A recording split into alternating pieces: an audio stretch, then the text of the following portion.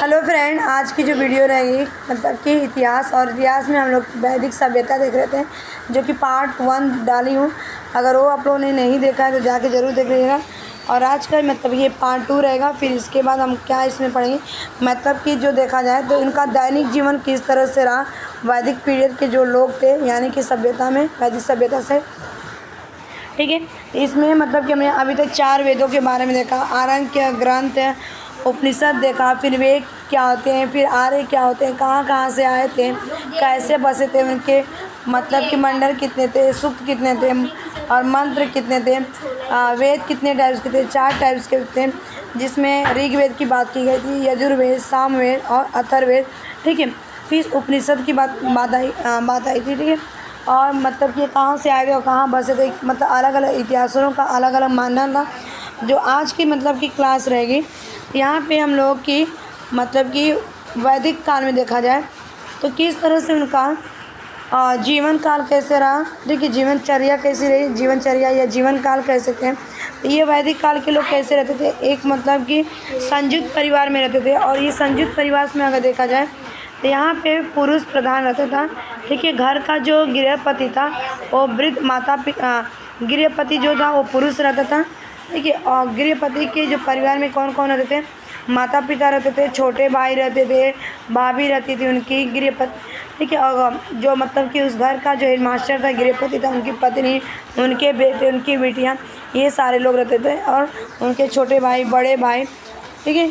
और इस तरह से क्या था फ्रेंड, गृह मतलब कि उनका एक देखा जाए तो संयुक्त परिवार था, जॉइंट फैमिली थी। और वरिष्ठ जो रहता था, मतलब कि वरिष्ठ मतलब बड़ा जो व्यक्ति था ना, उस घर का बड़ा आदमी, ठीक है, बड़ा जो पुरुष था अगर देखा जाए तो वही क्या था यहाँ पे उस घर का मालिक रहता था, हेड था, गृहपति कहा जाता। और इस तरह से मतलब कि उनके उसके बाद इनकी इस तरह के जो गृहपति थे इनको पितृ प्रधान के नाम से, किस प्रधान से नाम से जानते थे, पितृ प्रधान, ठीक है, पितृ प्रधान के नाम से जाना जाता था, ठीक। उसके बाद अगर देखा जाए तो इसमें मतलब कि कुछ ऐसे लोग आते हैं जिनका हमारे जीवन में मतलब घर, अब उनके घर कैसे थे, तो घर की अगर मैं बात करूँ तो देख रहे हैं यहाँ पे फ्रेंड आपको, ये मतलब कि आपके बम्बू हैं, बाँस हैं और घास के बनाए गए, ये दीवारें मिट्टी की बनाई गई हैं, इस तरह से आपके बनाए गए थे। और मतलब कि इसमें पेड़ों की मोटी टटियाँ होती थी, बाढ़ होते थे, और गोबर से इनकी दीवारें लिपी जाती थी, गोबर और मिट्टी मिला के, ताकि कीड़े मकोड़े ना लगे। मतलब इससे ये प्रूफ होता है कि जो वैदिक काल के लोग थे उनको भी सफाई का ज्ञान था कि हम सफाई करेंगे तो हमारे आसपास जो साफ़ सुथरा रहेगा, हम बीमार नहीं पड़ेंगे। इसीलिए गाय के गोबर और यहाँ पे मिट्टी का लेप बनाते थे, घोल बना के इस दीवार को लिपते थे, लिपाई करते थे। और मकान को मतलब देखा जाए फ्रेंड तो वैदिक काल में गृह कहा जाता है। क्या कहा जाता है फ्रेंड, आपको गृह के नाम से जाना जाता था, अर्थात शाला कहा जाता है, गृह या शाला। अगर पूछा जाए कि वैदिक काल में घर को क्या किस नाम से जाना जाता था फ्रेंड, आप बताएंगे गृह और शाला। उसमें कौन आपके मास्टर होते थे, हेड मास्टर कौन होते थे या गृहपति। तो घर का जो वरिष्ठ आदमी रहता था, जो बड़ा व्यक्ति रहता था, वही क्या होता था, गृहपति होता था। क्या रहता था यहाँ पे, गृहपति। और ये किस तरह से होता था, ये एक प्रधान, पुरुष प्रधान था, ठीक है। यानी कि क्या था, पुरुष प्रधान की बात की गई है ना, पुरुष प्रधान, ठीक है। और पुरुष प्रधान कैसा था, पितृ प्रधान, पुरुष प्रधान कह सकते हैं आप, और इसको पितृ प्रधान कह सकते हैं। क्या कहते हैं, पितृ प्रधान कह सकते हैं, ठीक है। इस तरह से आपके और ये परिवार मतलब समाज का उनका अधिक से अधिक मतलब कि योगदान है। और स्त्रियों को सबसे ज़्यादा वैदिक काल में मतलब कि सम्मान देते थे, ठीक है। और ये शाला का प्रयोग किया जाता था, ठीक। अब इनके बाद हम आते हैं फ्रेंड कि क्या क्या इनके मतलब कि वैदिक साहित्य सभ्यता में क्या खाते थे। ये सब गेहूँ, जौ, ठीक है, गेहूँ, जौ और चावल, ठीक है, चावल इनका समावेश था खाने का, अनाजों का, जिसमें गेहूँ को फ्रेंड गोधूम बोला गया था, गोधूम, ठीक है, गेहूँ को गोधूम बोला गया था। जौ को अगर देखा जाए फ्रेंड ब्रीही, ठीक है, क्या बोला गया था, ब्रीही, ठीक है। और अगर देखा जाए देखिए गोधूम को चावल को फ्रेंड इसको बोला गया था ब्रीही, और जौ को बोला गया था आपका बार्ली, ठीक है, बार्ली, ये इनका खाना था। ठीक है, और वैदिक काल के जो लोग थे ना, तो इसमें ये क्या खाते थे खाने में, तो जो मतलब कि दूध, दही, मक्खन, घी, शहद, इनके मतलब कि खाने में इनका यूज करते थे। और इनकी मतलब कि दाल की अगर बात करूँ तो उड़द की दाल खाते थे फ्रेंड, उड़द के दाल, मसूर के दाल ये लोग खाते थे।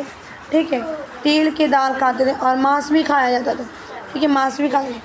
और मतलब ये कपड़े किस तरह से पहनते थे फ्रेंड, ऊनी कपड़े पहनते थे। ये अगर पूछेगा आपको एग्जाम में कि किस टाइप के कपड़े पहनते थे, ऊनी। वैदिक लोग के जो व्यक्ति थे, वैदिक काल के जो लोग थे ना, वो ऊनी कपड़े पहनते थे ठंडी में, और गर्मी में ये सूती वस्त्र पहनते, सूती कपड़े, ठीक है, का उपयोग करते थे। और वृक्षों की छाल से जो वस्त्र बनाए गए थे, कपड़े बने थे, उनका ये उपयोग करते थे।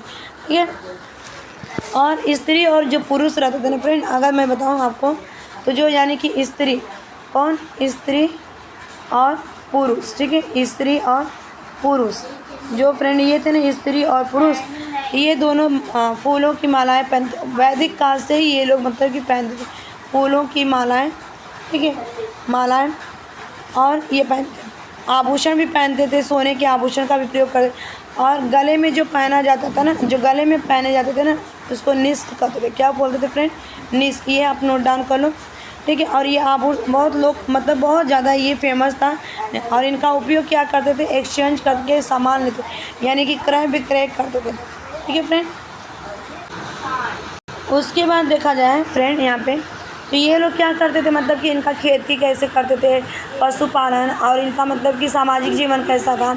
ये मतलब कि सब कई बैल, मतलब कि देखो कई बैल को क्या करते थे, एक में बांध देते थे, और एक साथ बांध के ना उसमें लोहे की फाल लगा दी जाती थी। ठीक है, और लोहे की फाल लगाकर मतलब वो खेत को जोतते थे, जिनकी उनकी मतलब कि खेती करते थे। ये लोग खेती करते थे। और अथर्ववेद में मतलब मसालों फसलों को लगाने की बात की गई थी, और फसल में जो मतलब कि कीड़े वीड़े लग जाते थे, इनका भी उपचार किया जाता था। ठीक है, और खाद के लिए ना फ्रेंड ये लोग खाद बनाते थे ना, मतलब कि वैदिक सभ्यता में तो खाद किसका बनता था, तो गोबर का। ठीक है, गोबर का मतलब कि ये बनाते थे। ठीक है, खाद बनाते थे। उसके बाद फ्रेंड अगर देखा जाए, ये घोड़ा, गाय, बैल, कुत्ता। ठीक है, गाय, बैल, कुत्ता। ठीक है, कुत्ता, ये प्राणियों का विशेष मतलब ध्यान रखते थे। और इनमें सबसे देखा जाए फ्रेंड, तो गाय सबसे ज़्यादा क्या थी, कीमती चीज़ माना जाता था। और वैदिक काल में मतलब कि जो वैदिक सभ्यता थी फ्रेंड, गायों को सबसे ज़्यादा ये लोग ध्यान देते थे, और इनको बहुत सावधानी बरती रखते थे कि कोई चुरा न ले। ठीक है, और घोड़ा, ये जो घोड़ा था ना, इनकी जो बहुत ही तेज़ दौड़ते थे। ये घोड़ा जो था मतलब कि तेज़ दौड़ता था, और इनको भी पालतू बनाए गए थे। और किससे फ्रेंड बनाए गए थे, घोड़े को अगर मैं बात करूँ, तो ये जो घोड़ा था ना, पालतू बनाकर रखे रहते थे रथ चलाने के लिए। देखो यहाँ पे जो घोड़े हैं, यहाँ पे मैंने एक पिक्चर्स है। ठीक है, और ये जो घोड़ा है फ्रेंड अगर देखा जाए, तो ये घोड़े को मतलब कि रथ के काम आते थे, क्योंकि इनकी दौड़ ये बहुत तेज़ दौड़ते थे। ठीक है, वैदिक युग में। और वैदिक में रथों के जो पहिए थे ना, अगर देखा जाए तो इनके पहिए गोल थे, और इस गोल में अगर देखा जाए तो इनके भार ठोस पहियों के मुकाबले में इनका मतलब कि भार हल्का था, बीच बीच में गैस था। ठीक है, और घोड़े मतलब कि घोड़े से जाते थे, वैदिक का रथ। ठीक है, ये उसके बाद देखा जाए तो ये घोड़े को मतलब कि अश्व कहते थे। ठीक है, घोड़ों का मतलब संस्कृत में अश्व कहा जाता था। और मतलब कि इनकी गति इंजन की तुलना में जिसका प्रयोग किया जाता है, उसे अश्व शक्ति या हॉर्स पावर के नाम से कहा जाता है। किसे, घोड़े को, क्योंकि इनकी गति बहुत तेज़। ठीक है, और वैदिक काल में ये सारी चीज़ें। उसके बाद देखा जाए फ्रेंड, अब आते हैं कि जो मतलब कि वैदिक खेती और पशुपालन के अलावा और इन्होंने व्यवसाय किया, जिसमें कारीगर थे फ्रेंड आपके। ठीक है, कारीगर आ जाते हैं। ठीक है, तो यहाँ पे कारीगर जैसे लोहार हो गए, बढ़ई हो गए आपके, और अलग अलग कारीगर के महत्व भी दिए गए, और इससे मतलब उनकी पहचान रखी गई, और इनको क्या बोले गए, श्रेष्ठी बोले गए। ठीक है, जो कारीगर थे उनको क्या नाम दिया गया, श्रेष्ठी। ठीक है, जो कि काम करने में, और धीरे धीरे व्यवसाय कारीगरों को श्रेणी में मतलब कि इनको स्थान दिया गया, महत्व दिया गया। उसके बाद देखा जाए, इसमें अगर देखा जाए तो वर्ड है। अब हम वर्ड की बात करें तो वर्ड हमारे कौन कौन से फ्रेंड, यहाँ पे मैं आपको बता दूँ थोड़ा सा। वर्ड ठीक है। ये वर्ड कौन से हमारे, तो वर्ड हमारे 4 तरह से, कितने 4 तरह। पहला अगर देखा जाए तो हमारे ब्राह्मण आए, ब्राह्मण। सेकेंड हमारा फ्रेंड आए यहाँ पे क्षत्रिय, देखिए सेकेंड हमारे आए क्षत्रिय। और थर्ड आते हमारे वैश्य, और यहाँ पे वैश्य। फोर्थ आते हमारे चौथे नंबर पे शूद्र, ठीक है, शूद्र। अब ये 4 कास्ट थे, यानी कि जाति थी, ठीक है। धीरे धीरे अब जाति का मतलब किनको नॉलेज होने लगा और सबके मतलब काम बांटे गए। तो ऐसा माना जाता है वैदिक पीरियड, यानी कि वैदिक सभ्यता, वैदिक काल में फ्रेंड, कि जो ब्राह्मण थे इनका जन्म कहाँ से हुआ था, ब्राह्मण मतलब कि दिमाग से, ठीक है, ब्रह्मा जी के दिमाग से हुआ था, ठीक है, ब्रेन से। और जो क्षत्रिय थे हमारे सोल्जर, यानी कि कंधे से इनका जन्म हुआ था। जो वैश्य थे पेड़ से इनका जन्म हुआ था। और जो शूद्र थे फ्रेंड, ये कहाँ से जन्मे थे, ये पैर से, ठीक है। अब इनके काम क्या क्या थे इन चारों के, ठीक है फ्रेंड। तो जो मतलब कि देखा जाए जात के धर्म पर इनके व्यवसाय के आधार पर इनको अलग अलग बताया गया और जन्म के आधार पर इनको जाने लगे, ठीक है। और ये समाज में इस तरह से कास्ट के आधार पर मतलब कि एक पार्शलिटी देखी गई, विषमता पाया गया समाज में हमारी, और इसको जीवन में कैसे चलाएं इन सारी चीज़ों को, ठीक है, बताएगा। और ब्राह्मण रहेगा अगर, तो ब्राह्मण की बात की गई फ्रेंड कि ये ब्राह्मण क्या करेंगे, नॉलेज देंगे, क्या करेंगे, ज्ञान बांटेंगे। ब्राह्मण का रोल था फ्रेंड पहला, ब्राह्मण का देखा जाए यहाँ पे ब्राह्मण का मतलब ज्ञान देना, क्या ना, ज्ञान, ठीक है। क्षत्रिय क्या करेगा, क्षत्रिय फ्रेंड हमारा दूसरे नंबर पर हमारे देश की रक्षा करेगा, प्रजा की रक्षा करेगा। तीसरे नंबर पर हमारा वैश्य आते हैं, जैसे ये हमारा पेट पालन कर, जैसे बनिया हो गए, इसमें गुप्ता हो गए, ठीक है, ये सब।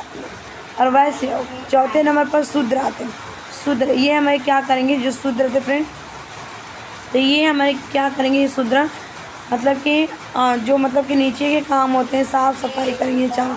उसके बाद देखें फ्रेंड, तो अब हमारे आश्रम आते हैं, देखिए। अगर जीवन में देखा जाए तो वैदिक मतलब कि इसमें 4 चरणों को बांटा गया। अब 4 चरणों में बांटे गए, तो 4 चरण कौन कौन से थे हमारे, 4 चरण आश्रम, ठीक है। इनके आश्रम भी डिवाइड किए गए, आश्रम, ठीक है। आश्रम की अगर बात कर जाए फ्रेंड, तो ये 4 भागों में इन 4 आश्रम को बांटा गया, 4 चरणों को 4 आश्रम है। पहला था ब्रह्मचर्य आश्रम, ठीक है, पहला हमारा कौन सा फ्रेंड था, ब्रह्मचर्य, ठीक है, ब्रह्मचर्य आश्रम। दूसरा हमारा कौन सा था, यहाँ पे देखा जाए तो दूसरा हमारा गृहस्थ आश्रम, ठीक है फ्रेंड, गृहस्थ आश्रम, ठीक। और चौथा देखा जाए फ्रेंड, यहाँ पे इसको मैं थोड़ा सा येलो कर देती हूँ, ठीक है। तीसरा अगर देखा जाए फ्रेंड यहाँ पे, तो तीसरा हमारा वनवास आश्रम, वनप्रस्थ आश्रम, वनप्रस्थाश्रम, ठीक है। और उसके बाद देखा जाए फ्रेंड, चौथा हमारा था यहाँ पे संन्यास आश्रम, संन्याश्रम, ठीक है फ्रेंड, संन्याश्रम। अब इनकी एज बताई गई थी फ्रेंड, इनकी पहले की जो थी 0 से लेके आपके 25 साल, और इसकी गृहस्थ आश्रम की बताई गई 25 से लेके 50 साल, और इसकी फ्रेंड बताई गई थी 50 से लेके आपका 75 साल, ठीक है। एज की बात करूं 75 साल। और ये आपका संन्यास आश्रम फ्रेंड बताया गया था, मतलब 75 से लेके 100 साल, यानी कि 4 आश्रम थे और चारों आश्रम को अलग अलग उम्र दी गई थी, 25-25 को मतलब कि हमारी उम्र टोटल कितनी थी, 100 साल। और 100 साल में अलग अलग भागों में, जिसमें ब्रह्मचारी मतलब कि ऐसा ब्रह्मचारी था कि ब्रह्मचारी किसको मतलब कि आप गुरुकुल गए, आश्रम गए, जब आप पैदा हुए 5 साल के हो गए, तो 5 से लेके आप 25 साल जब हो जाएंगे, आप गुरु के आश्रम में जाएंगे फ्रेंड। और वहाँ पे क्या करेंगे, आप गुरु के चरणों में जाके, गुरु के आश्रम में जाके ज्ञान करेंगे, ज्ञान मतलब लेंगे नॉलेज। जब ये नॉलेज आपको पूरा हो जाएगा तो क्या करेंगे, विद्या लेके घर आ जाएंगे नॉलेज। उसके बाद आपका आ जाएगा गृहस्थ, ठीक है, गृहस्थ आश्रम फ्रेंड। अब इस गृहस्थ आश्रम में जिस तरह से आप नॉलेज लिए, नॉलेज लेके आश्रम से घर आ गए, तो ब्रह्मचर्य आश्रम था, बिना शादी होने का, ठीक है। और गुरु के पूरे जीवन में आपने लगाए 25 साल। उसके बाद इसमें गृहस्थ आश्रम में कैसे आ जाएगा, आपको 25 साल हो गए, ठीक है। जब आप 25 साल के हो गए तो आपकी शादी हो जाएगी। उसमें आप बच्चे के साथ रहेंगे, समाज के साथ रहेंगे, पत्नी का सहयोग करेंगे, हेल्प करेंगे, जो आपका कर्तव्य रहेगा वो करेंगे। आप बिजनेस करेंगे, ठीक है, आप सर्विस करेंगे, आप लोगों की सेवा करेंगे। जब फ्रेंड आपका ये 50 साल हो जाएगा, यहाँ पे 25 साल पूरा हो जाएगा, तब फ्रेंड आप जाएंगे तीसरी अवस्था, वानप्रस्थ आश्रम, ठीक है, वानप्रस्थ आश्रम। अब इस आश्रम में जाएंगे तो 50 साल के होंगे और 50 से लेकर 75 साल, ठीक है। अब इस चरण में मनुष्य क्या करेगा, मतलब कि मोह माया त्याग देगा। क्या करेगा, अपना किसी से मोह माया नहीं रहेगा, और ये मोह माया त्याग के क्या करेगा, कहीं दूर चला जाएगा, एक ऐसे स्थान पर जहाँ पे उसको सबसे अच्छा जीवन लगे, ठीक है, इस तरह से। और उसके बाद हमारा आता है फ्रेंड चौथा आश्रम। यहाँ पे चौथा देखा जाए संन्यास आश्रम, ठीक है, संन्याश्रम। अब ये संन्यास आश्रम क्या होगा, ये संन्यास आश्रम इस चरण में देखा जाए, मतलब इस अवस्था में देखा जाए तो मनुष्य सभी रिश्ते नातों को त्याग कर जन्म का मतलब जन्म का अर्थ समझ, जब जन्म का अर्थ समझने लगेगा पूरा जीवन उसमें बिता देगा, और ये एक स्थान पर नहीं रहेगा, ये इधर उधर घूमेगा, ठीक है। तो मतलब ये यहाँ तक आश्रम तक मैंने आपको बताया। इसका एक और लेक्चर डालूँगी ताकि वहाँ पे ख़त्म हो जाएगा।